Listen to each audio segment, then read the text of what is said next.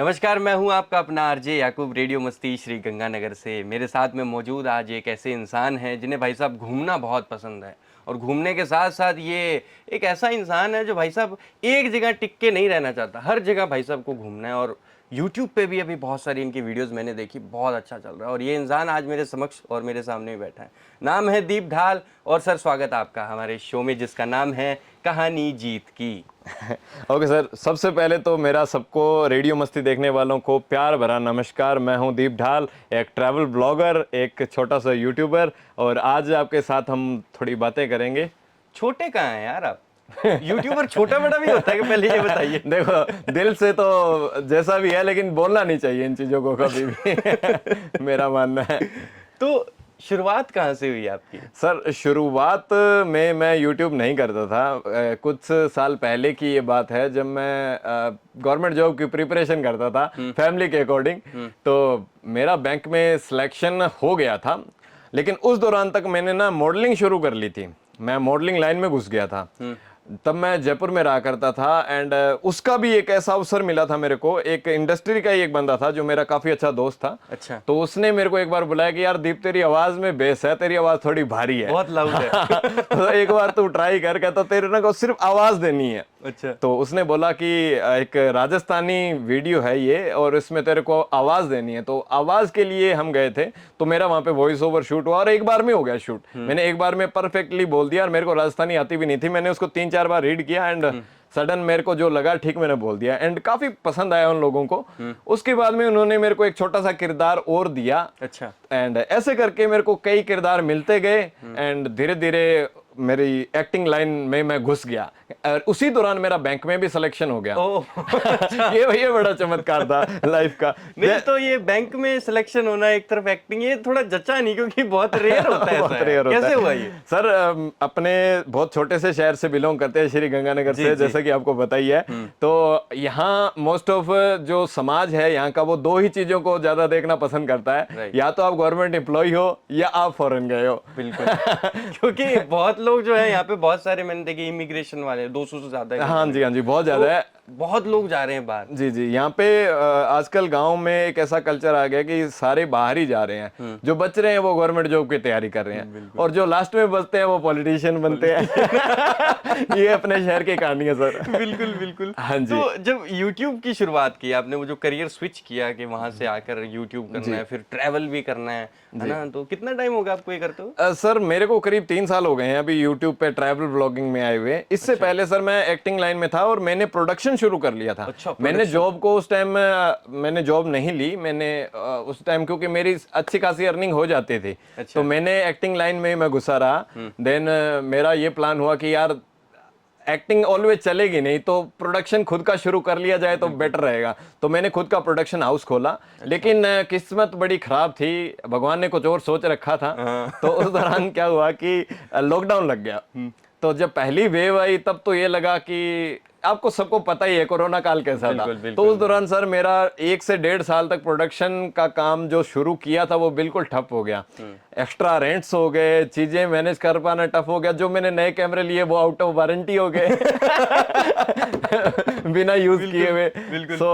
फिर मैंने एक दिन बहुत बड़ा डिसीजन लिया, क्योंकि ट्रैवल मुझे शुरू से पसंद था। मैं एक इंडिया के एक फेमस यूट्यूबर को देखा करता था, मुंबई का निखिल। तो जो इंस्पिरेशन है आपकी, वो वहीं से ही शुरू हुई? हाँ सर, मैं जब पहले मोटो व्लॉगिंग करता था, एंड मैंने मुंबई कर निखिल को देखा। देन मैंने सोचा यार ऐसे ही लाइफ निकल जाएगी, जॉब भी चली गई, काम भी नहीं आ रहा है। तो मैंने सारा अपना प्रोडक्शन का सामान OLX पे डाल दिया। बहुत बड़ा डिसीजन लिया।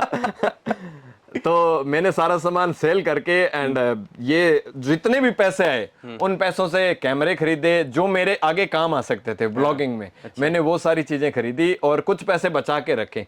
तो मैं राजस्थान से बिलोंग करता हूँ बेसिकली। तो मैंने सोचा कि यार जब बिलोंग अपने राजस्थान से करते तो पहले खुद का स्टेट देखना चाहिए। Right right. तो मैंने बाइक पे सारा सामान लोड किया, एंड अकेला ही निकल गया पूरा राजस्थान घूमने के लिए। तो मैंने राजस्थान के कंप्लीट ऑलमोस्ट सारे डिस्ट्रिक्ट कंप्लीट कर ली थी उस दौरान। और काफी अच्छा एक्सपीरियंस रहा, बड़ा अच्छा मोटिवेशन मिला, जानने का मौका मिला अपने स्टेट को, नेचर को, मतलब यहाँ की हिस्ट्री को। शुरुआत कहाँ से की आपने? सर मैं उस दौरान मैं जयपुर में था, एंड फिर मैं सबसे पहले मेरे को वहां पे नियर बाई रणथंभौर लगा, जो कि सवाई माधोपुर में पड़ता है। तो मैंने वाया सवाई माधोपुर होते हुए आगे, काफी पुराना रूट है, तो कोटा एंड बूंदी, चित्तौड़गढ़, उदयपुर, राजसमंद वगैरह, काफी लंबा चौड़ा रूट था सर। राजस्थान के स्टेट मतलब सॉरी डिस्ट्रिक्ट काफी ज्यादा है, तो ऐसा करके मेरा रूट रहा था राजस्थान का। उसके बाद में सर मेरे चैनल पे आ गया एक बहुत बड़ा ब्रेक। ओ, हाँ, क्यों? कुछ फैमिली इश्यूज हो गए थे, क्योंकि सर यू नो ना अपना वही है समाज ना, कैसा है। वही बिल्कुल, जब शुरुआत करते हैं तो लोगों का रहता है कि यार ये हमसे अलग क्यों जा रहा है, जी क्यों जी अलग जी। कर रहा है ये। तो मैं एक बार डिमोटिवेट हो गया था, एंड मैंने सोचा कि यार नहीं, ये थोड़ा छोड़ो यार, यूट्यूब शायद नहीं बैठेगी। तो जैसे कि आप लोग भी गाइस ऐसे मन में से आपके सवाल उठते होंगे कि यार मैं कैसे कर पाऊंगा, या क्या है, लोग क्या कहेंगे। यही बात मेरे दिमाग में आई कि लोग क्या कहेंगे, इसी बात को ही तो आपको भूलना है। तो मैं ये बात जैसे ही भूला, एंड फिर मैंने ट्रैवल शुरू किया सर। राजस्थान के बाद मैं निकला था लद्दाख के लिए डायरेक्ट। अच्छा एंड जब मेरी पहली ट्रिप लद्दाख की थी, उस दौरान भी मैं बाइक से गया था। अच्छा अच्छा, एंड पहले शुरुआत में बाइक से गए जी थे? सर, मैंने बाइक से ही सफर रखा था अपना, क्योंकि बाइक मैंने कॉलेज में ली थी और उसी को ही मैंने थोड़ा मॉडिफाई कर लिया था, एज एन ट्रैवलर बाइक बना दी थी मैंने उसको। मैं रॉयल इनफील्ड से ही ट्रैवल किया मैंने। तो बहुत सारे लोगों के ऐसे सवाल भी आते रहे हैं मेरे को कि यार बाइक कौन सी लेके जाएं, या देखो आपके पास जो खड़ी है ना वही ले जाओ, मेरा चाहे वो 100 सीसी की हो, जी, ले जाओ, ले बस। जाओ, अगर जिसको घूमना होता है ना, तो वो फिर देखता नहीं है कि मेरे पास बाइक नहीं है, साधन नहीं है, चलो। वही वाला आपके साथ भी हुआ है ना? सर मेरा मानना है कि घूमने के लिए बहाने मत ढूंढो। अगर आपको घूमना है ना, तो आप देश में अपने भारत की रेलवे सेवा यूज कर सकते हो, बस सेवा यूज कर सकते हो। रेलवे बहुत सस्ती है, आप भारत में कहीं भी जाना चाहो ट्रेन से जा सकते हो। मैंने, जब मैं व्लॉगिंग नहीं करता था उससे पहले, मैंने रेलवे पे मैं बहुत जगह घुमा हूँ। हरिद्वार, ऋषिकेश घुमा हूँ। माफ करना, यहाँ रोकना चाहूंगा। भारत में ऐसी कौन सी जगह है जहां पर आप नहीं गए हो अभी तक, ये बताओ। सर साउथ इंडिया बच रहा है मेरा थोड़ा। साउथ कुछ साउथ कौन-कौन से इंडिया स्टेट? सर साउथ में भी मेरे मैं आपको बताता हूँ कि मैंने कौन कौन से स्टेट कवर किए हैं। अच्छा। तो उससे आपको थोड़ा आइडिया लग जाएगा। मैंने हिमाचल प्रदेश, लद्दाख, जम्मू एंड कश्मीर, पंजाब, राजस्थान, हरियाणा, उत्तर प्रदेश, मध्य प्रदेश, छत्तीसगढ़, गुजरात, महाराष्ट्र, दमन और दीव, उसके अलावा बस बाकी ये जो आपने स्टेट मोटो बसते व्लॉगिंग की है सब? नहीं, इसमें मैंने गाड़ी से घुमा हूँ। अभी जो मैंने रिसेंट में मैं जो ट्रैवल कर रहा हूँ अपनी महिंद्रा थार से, उसी से ही मैंने ये सारा रास्ता कवर किया है। अच्छा। क्योंकि इससे पहले जस्ट सर मैंने एक चैलेंज लिया था, 100 डेज चैलेंज, ओह हाँ, जो इंडिया में ये बहुत लोगों ने ज्यादा- लिया सर। बहुत ज्यादा हुआ था, ये हाइप बन गई थी हाँ, एकदम, एक मैंने हाइप देखा। बनी थी। लोगों ने क्या है, इस चैलेंज को बहुत लोगों ने लिया है, लेकिन ऐसा मेरे जैसा किसी ने नहीं किया। मैंने 100 के 100 दिन अपनी थार से घुमा हूं, डेली मेरी थार चली है। कितनी मुश्किल आई शुरुआत सर मेरा 4 लाख का डीजल जल गया। सबसे बड़ा सवाल। अच्छा। हाँ जी, लेकिन मेरा मानना है कि अगर आपको घूमना है तो कोई जरूरी नहीं है कि आप थार लेके घूमो। ये तो देखो, मैं चीजें उस टाइम तक कर पा रहा था तो मैंने की। लेकिन जहां तक मुझे लगता है ना कि आपको इन सब चीजों के लिए बहाने मत ढूंढो। अगर आपको घूमना है तो आप बस और ट्रेन से भी घूम सकते हो, आपके घर पे खड़ी 100 सीसी की हीरो स्प्लेंडर से भी घूम सकते हो। इस चीज के लिए मुझे नहीं लगता कि किसी चीज की नीड आपको। आप साइकिल से भी घूम सकते हो। आजकल इंडिया में एक नया कल्चर भी आ रहा है जिसको बोला जा रहा है हिच हाइकिंग। हिच हाइकिंग का सर मतलब ये होता है कि अगर आप ट्रैवल कर रहे हो तो आप कोई भी गाड़ी से लिफ्ट मांगो कि सर मेरे को आगे तक जाना है। एक बोर्ड बना के रखते हैं लोग जिसमें भारत यात्रा लिखा रहता है और अपना चैनल का मैंने नाम लिख देखा देते हैं। बहुत बार, जी हाँ। जी जी। तो वो क्या करते हैं, कोई भी गाड़ी होती है उसको ऐसे हाथ दे देते हैं, लिफ्ट प्लीज।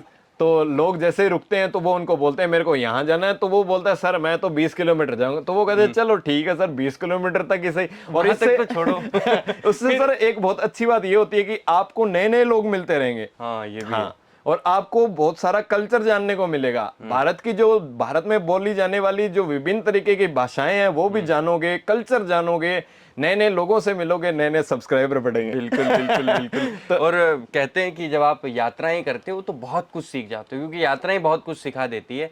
जब आप ट्रैवल करते हो, दूर दूर जगह जाते हो अपनी गाड़ी लेकर, तो इसका जो एक्सपेंस है, जो टोटल खर्चा है, वो कैसे मैनेज करते हो? सर टोटल खर्चे की अगर बात की जाए ना, तो अभी का तो सर टाइम थोड़ा सा अच्छा आ गया है कि अभी थोड़ा ब्रांड भी मिल जाती है, थोड़ा मैं खुद अर्न कर लेता हूँ, कुछ यूट्यूब दे देता है। यहाँ आप हमें एक बात बताओ, जो भी नए यूट्यूबर्स जो हैं वो वीडियो देख रहे हैं, या अपकमिंग प्लान है कि हाँ भाई यूट्यूबर बनना है, इसी फील्ड में मुझे जाना है, तो क्या प्रोसेस रहता है जब आप स्पॉन्सरशिप की तरफ जाते हो? है ना? जी सर, स्टार्टिंग में आपको कुछ भी स्पॉन्सरशिप नहीं मिलेगी, तो उस दौरान मैं आपको यही कहना चाहूंगा कि जो आप स्टार्टिंग का जो ट्रैवल है ना, जो आपका बजट है जितना, बस उसी बजट का दिखाओ। राइट, आप लोगों को देखा देखी बिल्कुल मत करो कि उसके पास में BMW बाइक है, रॉयल इनफील्ड बाइक है या कोई भी स्पोर्ट्स बाइक है, तो आप वो चीज मत देखो, या उसके पास में इतनी महंगी गाड़ी है। बिल्कुल। आप जितना आपके पास में पैसा है, आप, मैं तो कहता हूं आप पैदल भी शुरू कर सकते हो। मैंने इस बार इस ट्रिप में ऐसे लोग देखे जो पैदल लद्दाख जा रहे हैं। वो कह रहे हैं कि हम यहाँ के लोगों को डॉक्यूमेंट कर रहे हैं, जो लोग बेगर्स हैं, जो लोग छोटे ठेले वाले हैं, हम उनको डॉक्यूमेंट कर रहे हैं, उनके बारे में एक उनकी डॉक्यूमेंट्री बना रहे हैं। ये एक नई चीज है, ये इंडिया में एक नया कंसेप्ट आ रहा है। उसके अलावा मैंने साइकिल सवार देखे, तो इन चीजों का बहाना बनाने की नीड नहीं है। तो आप स्टार्टिंग में अपना जो YouTube है, मैं वापस क्वेश्चन की तरफ आता हूँ गाइज, मैं ये कहना चाहूंगा कि आप अगर YouTube कर रहे हो तो आप स्टार्टिंग में अपना जितना आपका बजट है उससे आप शुरू करो, रेलवे से शुरू करो, बस से शुरू करो, धीरे धीरे आपको ब्रांड्स मिलेंगी, कोलैबोरेशन मिलेंगे एंड सब चीजें मिलने लग जाएगी। लोगों का प्यार भी बहुत मिलेगा, आजकल तो डोनेशन भी बहुत मिलने लगा है, यूट्यूब पे नई चीज आई है। और आप लोग ये देख रहे हो कि भाई साहब जिसको भी इस फील्ड में करियर बनाना है, तो भाई साहब बिल्कुल बता रहे हैं, इनकी बातों में बहुत ज्यादा गहराई है और बिल्कुल सही बातें कर रहे हैं। क्योंकि इन्हों को मैंने देखा है, जो आदमी घूमा होता है, जो आदमी बहुत जगह गया होता है, उसको अलग ही लेवल का एक्सपीरियंस होता है, अनुभव होता है। नए नए लोगों से जब मिलते हैं तो भाई साहब आता ही आता है। जी, नए लोगों से मिलोगे, दो बातें नई जानने को मिलती है। बिल्कुल जी सर। अभी मैंने देखा कि कुछ लोग हैं जो स्प्लेंडर पे निकल गए, लेकिन कुछ लोग ऐसे जिनके पास गाड़ी होती है ऑल्टो, जी, है ना, तो उसको लॉर्ड ऑल्टो क्यों बोलते हैं? हाँ, ये बड़ा ट्रेंडिंग क्वेश्चन बोला आपने, Lord Alto. Sir, Lord Alto उसको इसलिए बोला जाता है, पहले तो उसको क्या है, एक और शब्द से भी नवाजा जाता है कि पहाड़ों की रानी। अच्छा, लोग उसको पहाड़ों की रानी बोलते हैं, क्योंकि सर ऑल्टो एक ऐसी गाड़ी है जो ना तो बर्फ में दबती है, ना नॉर्मल रास्तों में। सबसे पहली बात तो ये कि वो कॉम्पैक्ट है, सबसे छोटा साइज है उसका। वो पहाड़ों में रोडें होती है पतली, वो कहीं से भी टर्न कर लो, तो इसलिए उसको पहाड़ों की रानी बोलते हैं। दूसरा, जब स्नोफॉल होता है तब स्कॉर्पियो थार फंस जाती है, लेकिन ऑल्टो नहीं फंसती, क्योंकि एक तो ऑल्टो का वजन बहुत कम होता है, तो ऑल्टो सर सीधी निकल जाती है बर्फ में। और कहीं भी अगर फंस भी गई ऑल्टो, तो लोग क्या उसको उठा के इधर उधर रख लेते हैं। तो ये एक उसकी कहानी है ऑल्टो की। लेकिन इंडिया में सबसे ज्यादा इन दिनों ऑल्टो पहाड़ों में सबसे ज्यादा देखने को मिलेगी, माउंटेन्स में ऑल्टो ही देखने को मिलती है। और कई बार वो फंस जाती है तो वो पीछे से उठाकर उसको हाँ जी, सही ट्रैक पर ले आते हैं। हल्की सी तो होती है। जी जी, बहुत हल्की गाड़ी है वो। बिल्कुल। आप लास्ट ट्रिप जो है आपने लद्दाख की बताया, तो एक अलग सा सवाल ये करना चाहूंगा, भगवान में यकीन रखते हैं? सर, मैं इसके बारे में, ये गहराई का क्वेश्चन है आपको। पहले बताइए, रखते हैं कि नहीं? नहीं सर, अब मैं बहुत रखता हूँ, पहले मैं नहीं रखा करता। पहले क्या कारण था? सर, मेरा जब पहला ट्रिप था ना, मैंने जो बाइक से किया था लद्दाख का, उस दौरान मैं आपकी ऑडियंस को बताना चाहूंगा कि एक रूट था मेरा पेंगोंग लेक, जो कि हाँ, जो दुनिया की सबसे ऊंची झील है, जो कि अपने भारत में मौजूद है। जी, तो मैं नुब्रा वैली में था, जो सेकंड डिजर्ट बोला जाता है जिसको, हाँ, और दुनिया का सबसे ऊंचा डिजर्ट है वो। वहां पे कैमल भी देखने को मिलते हैं वहां पे भी, जी, लद्दाख में। तो मैं नुब्रा वैली से निकला था, करीब 160 किलोमीटर का डिस्टेंस था पेंगोंग लेक का। तो मैंने अपनी बाइक से, मैंने सोचा चलो पेंगोंग लेक तक तो पहुंच ही जाऊंगा। तो मैं रास्ता सर इतना खतरनाक ऑफ रोड था, बस पानी में से होते होते कैसे भी करके, आज से 3 साल पहले की बात है ये, तब मैं पहुंचा था पेंगोंग लेक। एंड उस दौरान सर करीब 5 बज गए थे, एंड मैंने सोचा यार ले ही पहुंच जाता हूँ, क्योंकि वहां से करीब 150 किलोमीटर ले भी था। तो मैंने सोचा, पेंगोंग में स्टे में बड़ी दिक्कत आ रही थी क्योंकि ऑक्सीजन इश्यू हो रहा था। तो मैं सर लोकल किसी से पूछा कि आप, क्या मैं ले पहुंच पाऊंगा? तो उसने कहा आप राइडर हो, पहुंच जाओगे। तो मेरे अंदर एक जोश भर गया और मैं निकल गया उस रूट पे। तो उस दौरान क्या हुआ कि जैसे ही मैं 1 घंटा हुआ था मुझे चले हुए, तो इतने में इंटरनेट चला जाता है माउंटेन्स में। और जैसे जैसे ऊपर जा रहा था, आगे आने वाला था एक खतरनाक चांगला पास, जो कि काफी खतरनाक पासेस में से एक है इंडिया के। चांगला पास किसको कहते हैं सर? चांगला एक जगह है, चांग करके एक जगह है, एलए बोला जाता है पास को। और वो होता है सर एक हाइट पे बनता है। जब माउंटेन्स होता है ना, ऐसे होते हैं, जब रोड बनती है तो कुछ ऐसे होती है, और बाद में ऐसे उतरती है, वो ऐसे घूम घूम के ऊपर जाया जाता है। पहाड़ की जो पीक होती है ना, उसको पास बोला जाता है। अच्छा जी। तो सर उस दिन मैं चांगला के लिए निकल रहा था, तो रास्ते में मिलिट्री फोर्स आई, अपने देश की सेना आई। तो मैंने उनसे हेल्प मांगी कि सर यार काफी ठंड लग रही थी मुझे। मैंने कहा यार बाइक से हो नहीं रहा है, पंगा ले लिया, इंटरनेट भी नहीं चल रहा है, एंड प्लीज मुझे स्टे का ऑप्शन दो। तो मिलिट्री वाले बोले कि नहीं, आप यहाँ पे सर्वाइव नहीं कर पाओगे। हमारा टेम्परेचर जो है वो माइनस में रहता है। जी, -18 था। हाँ, तो उन लोगों ने, हाँ, उन लोगों ने मुझे कहा कि यहाँ -18 टेम्परेचर चल रहा है, अभी रात में और भी ठंडा होगा तो आपको दिक्कत आएगी। मैंने कहा सर, वो कहते पहला हमारा ये भी सीन है कि हम कोई सिविलियन को अपने मतलब कैंप्स में नहीं रोक सकते हैं, तो कहते आप आगे कंटिन्यू कीजिए। तो मैंने अपने हौसला रखा, मैंने चलो देखा जाएगा। एंड मैंने अपने गोप्रो, जो मेरा हेलमेट पे कैमरा रहता है, उसकी बैटरी 100% चार्ज रखी, क्योंकि पास पे पहुंचूंगा तो 1 मिनट वीडियो शूट करूंगा। तो सर मैं निकलता हूँ। लेकिन जैसे जैसे ऊपर जा रहा था वैसे वैसे रोड पे बर्फ भी देखने को मिलने लग गई। एंड बुरी किस्मत ये भी थी कि उस दिन स्नोफॉल भी होने लग गया और मैं घबरा गया, क्योंकि मैंने लाइफ में कभी स्नोफॉल नहीं देखा था। और रात के समय में जब स्नोफॉल हो रहा था एंड नीचे बर्फ पड़ी थी, बाइक बहुत स्किड कर रही थी, मैं बड़ी परेशानी में आ गया था। मुझे लगा कि यार शायद ये तेरी जिंदगी का लास्ट दिन है। तो मेरे को मेरे घर वाले, मेरे अच्छे बुरे कर्म सभी याद आने लग गए। तो मैं चलता रहा। इंटरनेट नहीं थी, कुछ गाने सेव थे। एंड इत्तेफाक से उसमें एक, मैंने जैसे ही हेलमेट के अंदर म्यूजिक सिस्टम रहता है सर, अच्छा। तो मैंने बटन दबाया तो एक गाना चला, हर हर शंभू। मैंने सोचा यार मैंने तो ये कभी डाउनलोड भी नहीं किया लेकिन वो सडन चल गया, मे भी कभी डाउनलोड हो गया हो। तो उस दौरान वो गाना चलने लग गया और एक अलग ऊर्जा मिलने लगी। लेकिन फिर भी हाथ पैर सब काम करना बंद कर गए थे। मेरे जो अपना दिमाग में जो सेंसेस रहते हैं, जिनको हम इंद्रियां बोलते हैं, तो वो ही काम कर रही थी। बस उन्हीं के थ्रू मैं बस ड्राइव कर रहा था। बाकी मेरे में बिल्कुल भी हिम्मत नहीं थी कि मैं बाइक चला पाऊं। तो जैसे ही मैं चांगला पास पहुंचा तो मैंने गोप्रो ऑन किया। सर उसकी 100 से बैटरी डायरेक्ट 0 हो गई।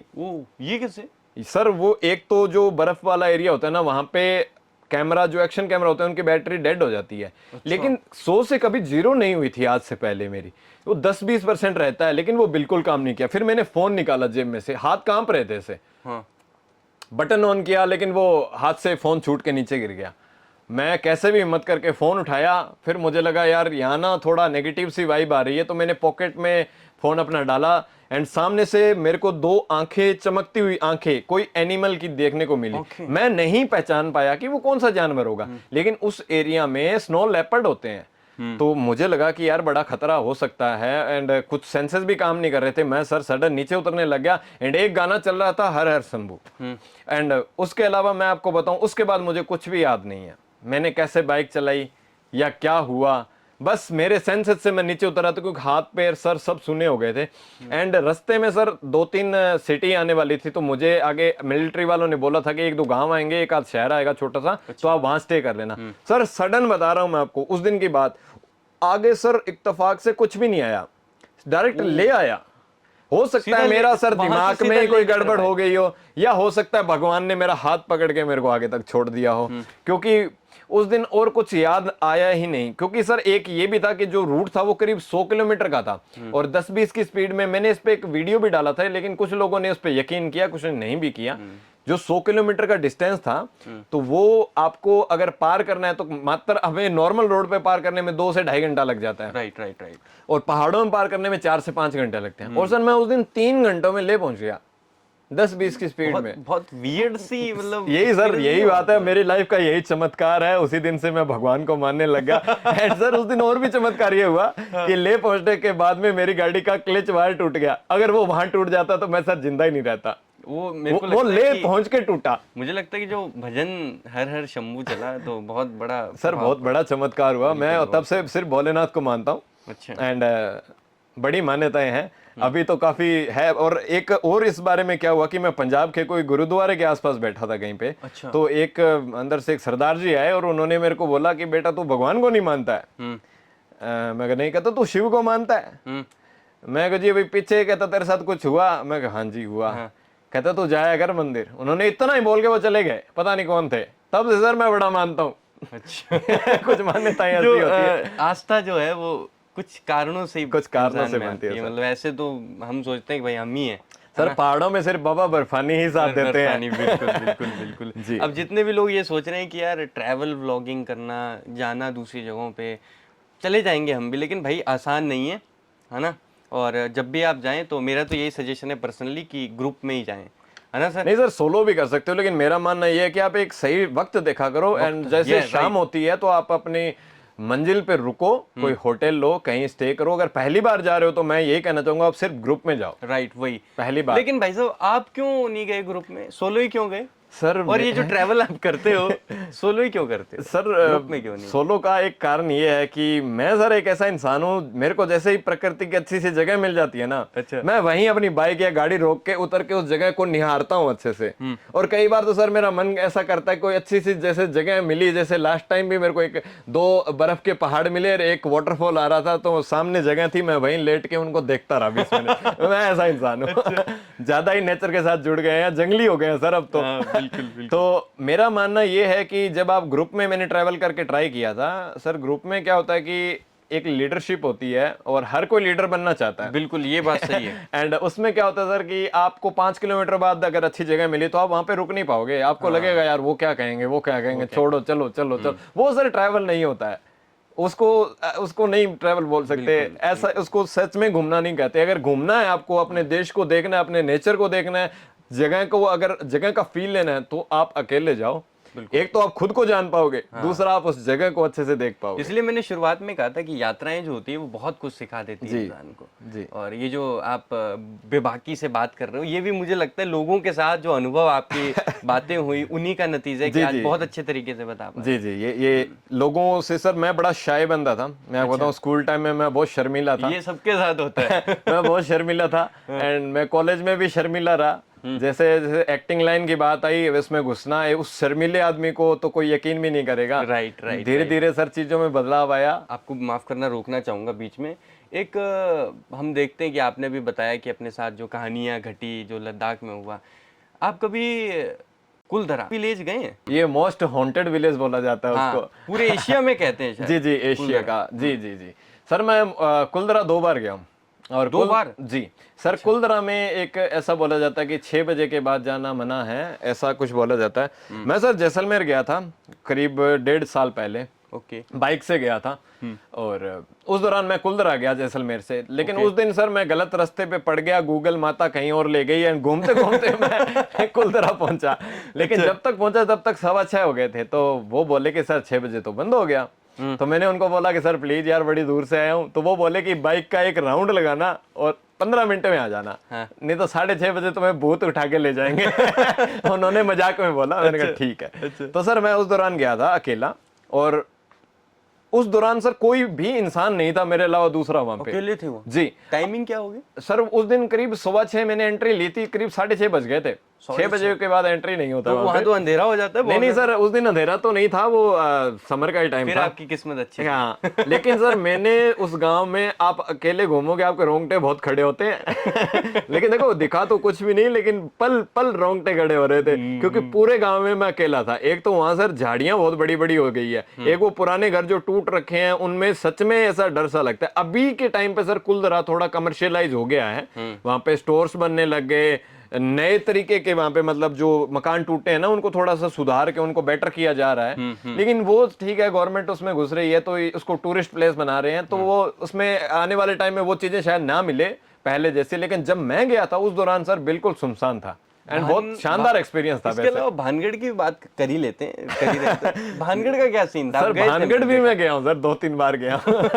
क्या सीन था सर? भानगढ़ भी एक ऐसी जगह है जो शापित किला बोला जाता है, जिसको पूरे एशिया का मोस्ट हॉन्टेड प्लेस है। लोग वहां पे रात को जाने की भी ट्राई करते हैं, लेकिन मेरा मानना है कि जब गवर्नमेंट का या किसी का मना किया है तो रात में जाके आपको ऐसी चीजें करनी ही क्यों है।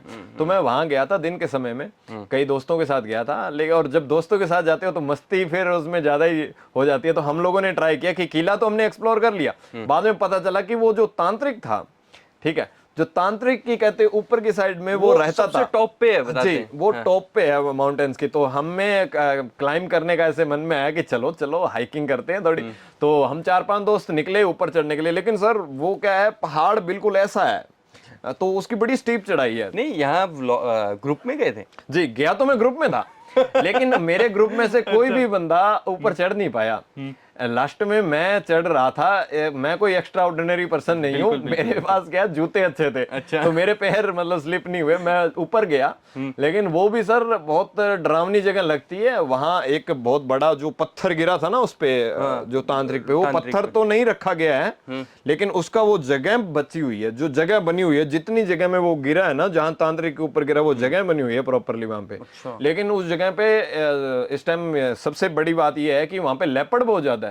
तो वहाँ पे खतरा बहुत ज्यादा है जी, सांप भी दिख जाते हैं बेसिकली वहाँ पे, वो क्योंकि एक प्रॉपर ट्रैक नहीं बना रखा क्योंकि ना गवर्नमेंट ने। ये भी है कि यार बहुत ज्यादा जब जगह बहुत टाइम से खाली होती है तो वो नेगेटिव वाइब वैसे ही आने लग नहीं जाती सर, उस जगह में तो वाइब है नेगेटिव रियलिटी में। जी। मैं जब भगवान को मानने लगा हूं तो अब थोड़ा थोड़ा शैतान को भी मानते ही हैं, एकदम देखो एग्जिस्ट दोनों चीजें ही करती है एक दुनिया में। सिक्के के जब दो पहलू होते हैं तो यहाँ पे भी वो चीज लागू होती है। सर देखा तो कभी भगवान भी नहीं ना शैतान, लेकिन मानना चाहिए जी। बिल्कुल। आप जब यात्राएं करते हैं, पहाड़ों पे गए हैं, तो ऐसा कुछ वियर्ड सीन हुआ है कि मान लो कुछ फनी इंसिडेंट? सर फनी तो नहीं कह सकते, लेकिन वियर्ड इंसिडेंट तो अभी रिसेंट में कुछ हुआ था मेरे साथ में। ये भी एक मतलब एक एक्सीडेंटल सी घटना थी सर। एक स्पीति वैली नाम की जगह है, स्पीति वैली, ओके जी, जो उसको कोल्ड डिजर्ट बोला जाता है बहुत, क्योंकि वहाँ सिर्फ वहाँ स्नोफॉल बहुत ज्यादा होता है। अच्छा। हाँ, तो वहाँ पे बारिश नहीं हो रही सर पिछले 14 सालों से, ठीक है। तो वहाँ के लोगों को गर्मी के टाइम में पानी की बड़ी दिक्कत होती है। अच्छा। एंड इस बार अभी रिसेंट में मैं बता रहा हूँ, करीब 7-8 दिन पहले मैं वहीं था, और अभी मॉनसून चल रहा है जैसा कि, तो वहां पे सर उस दिन बारिश हुई। ओके। हाँ, उस दिन वहां पे सर बारिश हुई और ओले भी गिरे। और वहां के सर माउंटेन्स है ना, वो हवा से बने हुए माउंटेन्स है, स्ट्रक्चर उनकी। हाँ हाँ। क्योंकि उनके ना, जैसे आप जाओगे ना तो आपको रिवर साइड में ऐसे माउंटेन्स देखने को मिलेगा, आप बोलोगे यार ये तो पिरामिड जैसे लग रहे हैं। हाँ। तो वो जो स्ट्रक्चर रहती है, पतले पतले रहते हैं वो खड़े हुए, सिर्फ हवा से क्या वो कट कट पिरामिड जैसी शेप हो गई उनकी। तो उस रूट से मैं उतर रहा था सर रात के टाइम, मेरे बारिश आ रही थी। और सबसे बड़ी गलती कि आपको पहली बात, पहाड़ों में रात को नहीं चलना चाहिए। हम 2 गाड़ियां थी, मेरे पास थार थी, मेरा दोस्त जिम्नी में था, वो मेरे पीछे था, और हम उतर रहे थे। जो सर बारिश जैसे जैसे लग रही थी ना उनको, तो ऐसे ऐसे पत्थर आ रहे थे रोड पे। लाइफ में सर कभी लैंडस्लाइड नहीं देखा था। अच्छा। उस दिन लाइव गिरते पत्थर देखे ना तो मौत दिख गई। मेरी गाड़ी से भी टच हुआ। अच्छा। मेरी गाड़ी का एक पार्ट, प्लास्टिक पार्ट भी टूट गया नीचे से, बम्पर के नीचे वाला। और इतनी तेज रफ्तार में पत्थर आ रहे थे उस दिन भी सारे।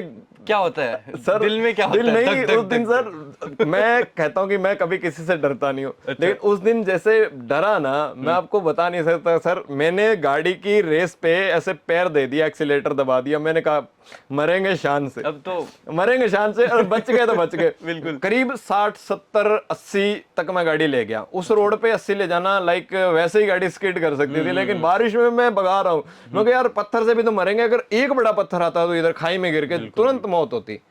एंड किस्मत अच्छी थी सर, बच गए। और जैसे ही सर मैं उस जगह से उतर के आगे लोसर में पहुंचा। अच्छा। लोसर में वहां पे इंडियन टूरिस्ट तो नहीं थे, इजरायली बैठे थे, फॉरेनर थे कई सारे, तो उनके साथ फिर बैठ गए आराम से।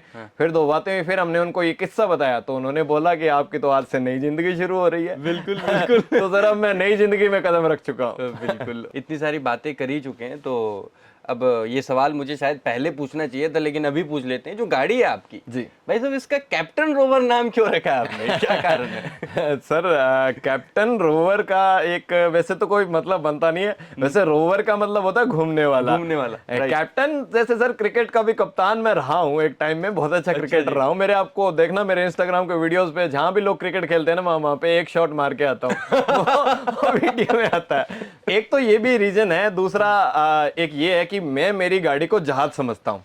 और सर मैं जहाज का कप्तान हूँ, इसलिए मैंने नाम रखा है कैप्टन रोवर। जी। कितने जो क्रिएटर्स हैं उनसे आप अभी तक मिले, जो आपका सबसे फेवरेट इस लाइन का क्रिएटर हो, सबसे फेवरेट? सर ऐसा जिससे मैं इंस्पायर हुआ था वो था सर मुंबई का निखिल। अच्छा। हाँ, जिनसे इंस्पायर हुआ था, तो उनके थ्रू मैंने शुरू किया था ये ट्रैवल। अच्छा। बाइक रूट, बाइक से सफर करना। लेकिन सर उसके बाद में मैं जैसे थार पे आया, तो मैं ये चीजें, मेरे 2-3 क्रिएटर है, जैसे एक फॉरेन में है Go 4x4 करके। अच्छा। तो उसको मैं देखता हूँ, उससे मेरे में कैंपिंग वाले कीड़े जगह। हाँ, उसके बाद थार वाला कीड़ा मेरे में जगह। एक DCB एक्सपेडिशन करके है, अच्छा, यूट्यूबर है, अच्छा, दिनेश चहल। तो उनको देख के मैं ये चीजें मैंने शुरू की। कोई एक अगर पूछूं तो जो अभी आपका बहुत फेवरेट है? बहुत सर अभी बहुत फेवरेट में अगर देखा जाए ना, तो सर मेरे को ऐसा लगता है कि अब मैं खुद को ही फेवरेट मानने लग गया हूं। बिल्कुल यार, ये जो बात है, एक वक्त था जब रोनाल्डो से पूछा गया था कि आपका दुनिया में सबसे फेवरेट फुटबॉलर कौन था, तो उन्होंने कहा कि मी। है ना, तो वही बात एग्जैक्टली है सर।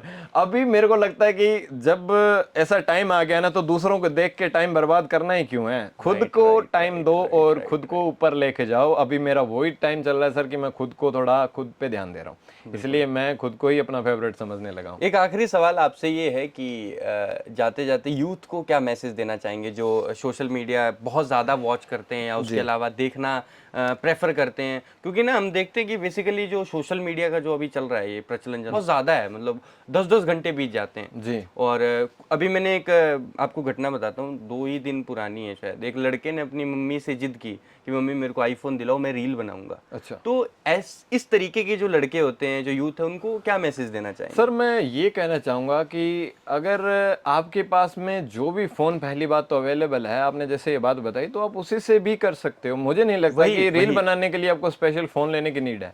दूसरा, आप यार लोगों की रील देख के अपना टाइम बर्बाद मत करो। ये यही टाइम होता है जो यूथ है, आप इस टाइम में अपने आप को आगे लेके जाओ। अगर आपको गवर्नमेंट जॉब में जाना है तो उसकी प्रिपरेशन करो, साथ साथ थोड़ा टाइम स्पेंड करने के लिए, बस माइंड रिलैक्स करने के लिए अपना फेवरेट जो कंटेंट क्रिएटर है उसको देखो। और दूसरा ये कहना चाहूंगा कि अगर आपको क्रिएटर ही बनना है तो यार आप लोगों को देख के टाइम वेस्ट मत करो, उठाओ अपना कैमरा और निकल जाओ। पूरा भारत पड़ा है, पूरी दुनिया बड़ी, अच्छे से एक्सप्लोर करो। और आपको अगर कोई भी इंडस्ट्री में जाना हो तो आप उसी फील्ड में अच्छे से जाओ और अपना काम करो, बस लोगों को देख के टाइम वेस्ट मत करो। आपको देखकर मेरे मन में एक और सवाल जागृत हुआ है कि अपकमिंग प्लान्स क्या है अब आपके? सर ये बड़ा अच्छा सवाल किया। मैं सर एक ऐसा इंसान हूँ जो इंस्टेंट प्लान बनाता हूँ, जैसे कल का मुझे नहीं पता कि क्या करना है। बिल्कुल मेरा सडन सर प्लान रहते हैं, जो भी प्लान रहते हैं सडन रहते हैं। सीरियसली यही होता है। मैंने जो 100 दिन का सफरनामा किया था, मेरे ट्रिप का नाम था 100 डेज ऑफ सफरनामा। हाँ, आपने बताया। तो उसमें भी सर मेरे को ये पता नहीं होता था कि यार कल कहाँ जाऊंगा। मैं सर सोते सोते एडिट करते करते सोचता था कि यार चल कल वहां गाड़ी मोड़ ले, और मैंने पूरे 100 दिन ऐसे ही निकाल दिए। उनमें मैं नेपाल भी चला गया। अच्छा, नेपाल का भी सारा जी जी। सफर कर। अभी सर वैसे देखा जाए मेरा मेन प्लान जो बन रहा है ना, वो ये हो रहा है कि आउट ऑफ इंडिया को भी थोड़ा एक्सप्लोर करना है, तो थोड़ा उधर की तरफ भी रुक कर सकता हूँ। जो फ्यूचर प्लान है अभी तो यही है। बाकी अपनी गाड़ी से गया तो थोड़ा सा राजस्थान एक्सप्लोर करना चाहूंगा फिर से थोड़ा सा। और उसके बाद में विंटर, मेरे को इस बार विंटर वंडरलैंड फिर से स्पीति वैली और हिमाचल में निकालनी है। अगर विदेश जाना हो तो कौन सा देश जाना चाहेंगे सबसे पहले? सर विदेश जाना हो तो सर बात की जाए ना तो कंट्रीज सर बहुत सारी है करने को। पहली मैं करूंगा वियतनाम। अच्छा, जो इंडिया के साथ साथ के देश। क्योंकि जितना मेरा बजट है, मेरे को लगता है मुझे वियतनाम, थाईलैंड, कंबोडिया, लाओस ऐसी कंट्री करनी चाहिए। और अगर इसके अलावा अगर फिर भी मेरा कुछ प्लान रहता है भाई, मैं अगर इन कंट्रीज में नहीं गया तो मैं अफ्रीका में जाऊंगा और तंजानिया, इथोपिया के ट्राइब्स को शूट करूंगा। लातविया, लिथुआनिया, जो उसके आगे की। जी, इथोपिया, तंजानिया, केन्या, कई सारी कंट्रीज है, तो उनमें जो वहाँ की ट्राइब है तो उनके ट्राइब को शूट करने का कई बार से मेरा मन है कि उधर जाऊं, उनको एक्सप्लोर करूं, कुछ अलग ट्राई करें यार। थोड़ा पुराने जो लोग जी रहे हैं उनका जो लाइफस्टाइल है उसको थोड़ा सा देखना चाहिए, क्योंकि मॉडर्निटी सर मुझे ज्यादा पसंद नहीं है। मैं ओल्ड स्कूल पर्सन हूँ। राइट। तो ये थे हमारे साथ आज के शो में कहानी जीत की में दीप ढाल जी। भाई बहुत अच्छे वक्त और बहुत अच्छे से इन्होंने अपनी यात्रा के बारे में बताया, अपने अनुभवों के बारे में बताया। तो सर बहुत बहुत धन्यवाद। थैंक यू मेरा और हमारी पूरी रेडियो मस्ती टीम की तरफ से। बिल्कुल सर, बिल्कुल। मेरे को बड़ा अच्छा लगा आके। बाकी मैं सारी ऑडियंस को यही कहना चाहूंगा कि अपने जो शहर श्री गंगानगर में रेडियो मस्ती की टीम है, ये FM 89.6, आप जाके जरूर देखा करो, जरूर सपोर्ट किया करो। मेरी ऑडियंस भी जाके जरूर देखे। And thank you sir, thank you so much. Okay.